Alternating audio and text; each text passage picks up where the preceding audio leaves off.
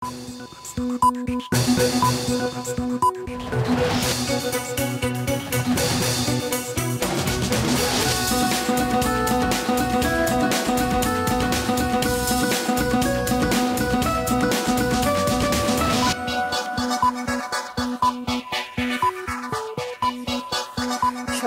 পবিত্র ঈদুল আজহার শুভেচ্ছা। স্বাগত দুপুরের মাছরাঙা সংবাদ। আপনাদের সঙ্গে আছি মমিতা জান্নাত। শুরুতে গার্ডিয়ান লাইফ ইন্স্যুরেন্স সংবাদ শিরোনাম।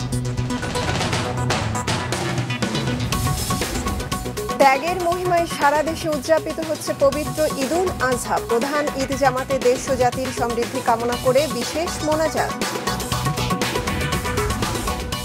ঈদের আনন্দ বাড়িয়ে দিলেন টাইগার বোলাররা। আবারও তাদের তোপে নেপালকে হারিয়ে টি-20 বিশ্বকাপের সুপার 8-এ বাংলাদেশ। এবার বিস্তারিত সংবাদ। ত্যাগের মহিমায় দেশ জুড়ে পালিত হচ্ছে পবিত্র ঈদুল আজহা।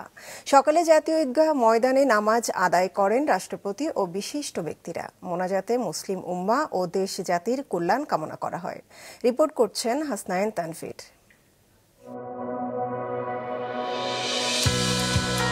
ঈদের দিন সকাল, ধনী গরিবের বৈষম্য ভুলে কাঁধে কাঁধ মিলিয়ে ঈদের জামাতে সামিল হতে সবারই গন্তব্য জাতীয় ঈদগাহ ময়দান।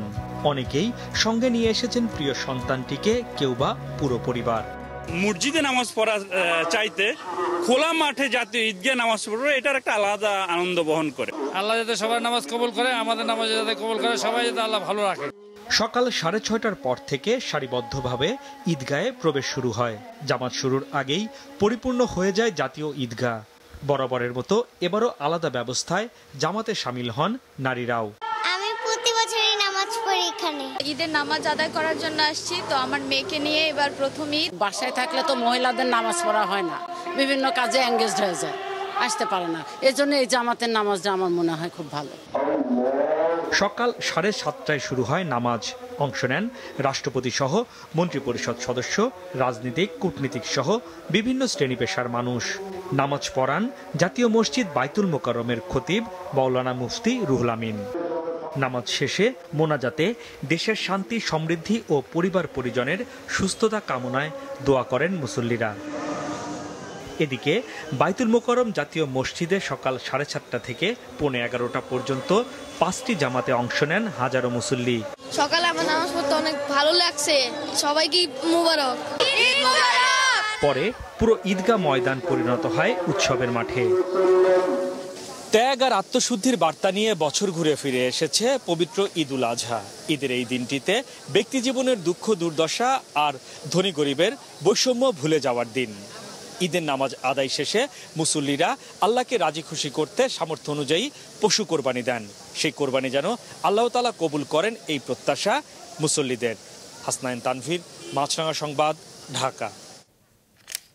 ঈদুল আজহার আত্মত্যাগের বাণী অন্তরে ধারণ করে মানবতা চর্চার আহ্বানে জানিয়েছেন রাষ্ট্রপতি মোহাম্মদ শাহাবুদ্দিন। ঈদ উপলক্ষে সকালে বঙ্গভবনে বিশিষ্ট জনদের সাথে শুভেচ্ছা বিনিময়ের সময় একথা বলেন তিনি। আমন্ত্রিত অতিথিদের মধ্যে ছিলেন রাজনীতিবিদ, বিচারক, সাংবাদিক, কূটনীতিক সহ বিশিষ্ট ব্যক্তিরা।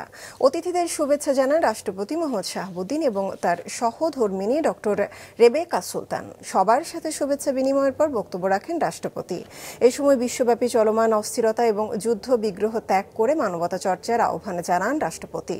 পাশাপাশি সম্প্রতি হয়ে যাওয়া ঘূর্ণিঝড় রিমালে ক্ষতিগ্রস্তদের পাশে দাঁড়াতে সবাইকে আহ্বান জানান তিনি। সম্প্রতি শক্তিশালী ঘূর্ণিঝড় রিমেলের আঘাতে উপকূলীয় অঞ্চলে ব্যাপক ক্ষয়ক্ষতি হয়েছে। অনেকেরই ইচ্ছা থাকলেও কোরবানি করতে পারছে না। সমাজের দারিদ্র্য পীড়িত ও সুবিধা বঞ্চিত মানুষদের সাথে ঈদের আনন্দ ভাগাভাগি করতে এবং তাদের পাশে দাঁড়াতে আমি দেশের বিত্তবান ও সচ্ছল ব্যক্তিবর্গকে এগিয়ে আসার আহ্বান জানাচ্ছি।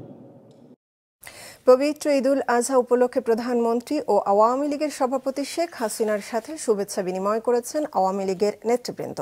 সকালে গণভবনে শুভেচ্ছা বিনিময় অনুষ্ঠানে দলের প্রধানকে ফুল দিয়ে শুভেচ্ছা জানান তারা। প্রধানমন্ত্রীও সবাইকে ঈদের শুভেচ্ছা জানান। এরপর গণভবন প্রাঙ্গণে দলীয় নেতাদের সাথে ছবি তোলেন তিনি।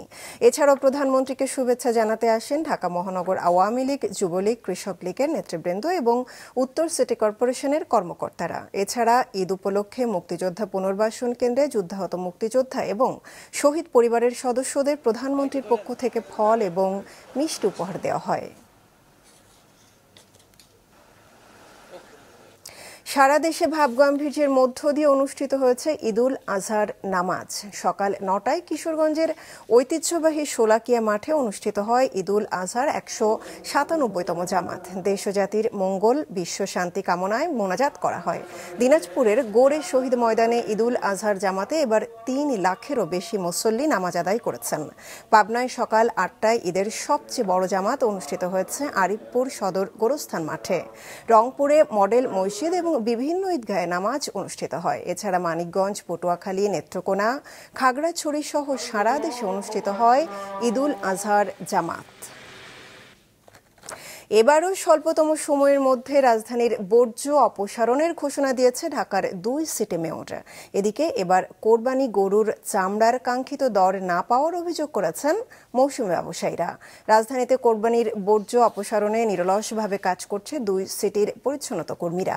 রাতের মধ্যেই সব বর্জ্য অপসারণ করা হবে বলে দাবি তাদের। এজন্য নগরবাসীর সহায়তা চেয়েছেন ২ মেয়র। এদিকে গেল বছরের তুলনায় পশুর চামড়ার দাম বাড়লেও সরকার নির্ধারিত দাম মিলছে না বলে অভিযোগ করেছেন মৌসুমী বিক্রেতারা। রাজধানীর মিরপুর, মোহাম্মদপুর, শ্যামলী সোসাইটি ঘুরে দেখা যায় প্রতি পিস গরুর চামড়া বিক্রি হচ্ছে ৬০০ থেকে ৮০০ টাকায়, আর খাসি বকরির চামড়া ১০০ থেকে ১৫০ টাকায়। দুপুরের সংবাদ শেষ করছি। যাবার আগে গার্ডিয়ান লাইফ ইন্স্যুরেন্স সংবাদ শিরোনামগুলো আরও একবার।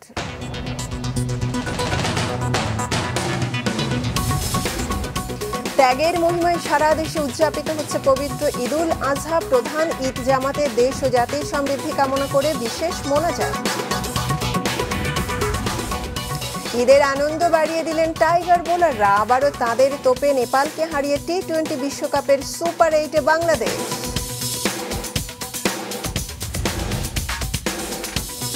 এই ছিল এখনকার মতো। ফেসবুকে আপডেট পেতে ভিজিট করুন মাছরাঙা টেলিভিশনের পেজে। ইউটিউব চ্যানেলেও দেখতে পারেন আমাদের সংবাদ, প্রতিবেদন, অনুষ্ঠান। আমাদের পরবর্তী সংবাদ বিকেল 5টায় দেখার আমন্ত্রণ রইল।